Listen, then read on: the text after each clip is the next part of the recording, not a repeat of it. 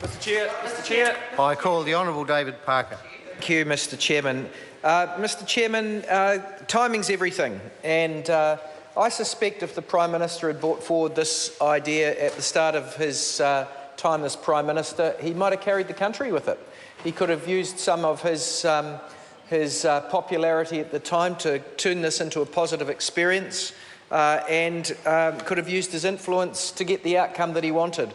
But of course, he wasn't willing to do that. He delayed 8 years, and of course, then people see the somewhat cynical timing of the flag by then as being a flag of diversion, a flag of convenience to take the eye of the public off more serious issues. Of course, that coincides with the downturn in the New Zealand economy, and so people are perhaps more willing to think ill of this move to change the flag than they would have had the Prime Minister used his political skill to bring this forward at an earlier time. Mr. Chairman, I want to say why I agree at one level with the last speaker in terms of the name of this bill. It's called the New Zealand Flag Referendums Bill, but at the time of the first referendum, there is nothing in it about the New Zealand flag. There is no option presented in the first referendum to answer the question as to whether you want the New Zealand flag to change or not. And that's been one of the main complaints that has been made by opposition parties, because it's not too complex. Most people can get their head around whether they want to change the flag or not.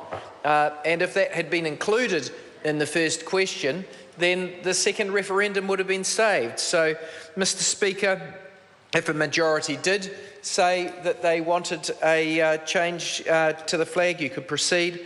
But if a majority said that they didn't, then you would not waste any more money on it. 26. What was that? I did. Stuart Ashton. I did. I did. You're too full of them. I did, but I also see this for what it is. It's something pulled out of the bottom drawer. You know, Paula Bennett's excuses, or another bit of benefit bashing, or another attempt to blame criminals for every ill that we have in society. Those sorts of excuses were running thin, and so the government says, oh, we've got to pull another one out of the bottom drawer. How about we resurrect this old flag idea and bring it in?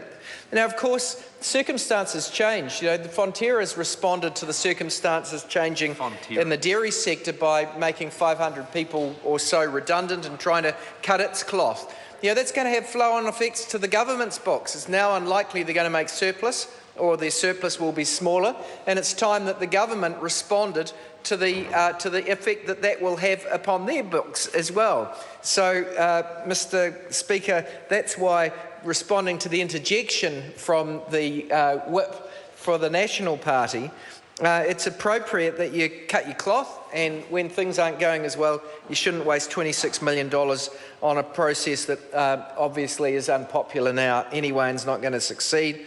And secondly, even if you are going to proceed, you should do it in the most cost-effective method possible rather than have two referenda when one would have sufficed.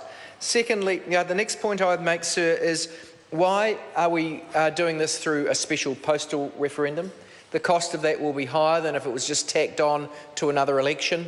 It doesn't seem to me to be an appropriate thing to go the more costly route, and as my colleague, the Honourable Phil Goff, has already said, because postal referenda have a lower turnout than the general election, you don't get the same mandate, if you like, for either for change or for retention of the status quo, if that's the way people want to go. So, Mr. Speaker, you've heard that the government at Select Committee blocked an amendment proposed by the Honourable Trevor Mallard to try and fix this problem with the referendum that has no question about the current flag in the first referendum. It's a rather barren question as to, if we were to change, which of these would you like? Very simple to have made that better by including the option of retaining the flag in the first referendum. That's described in the Minority Party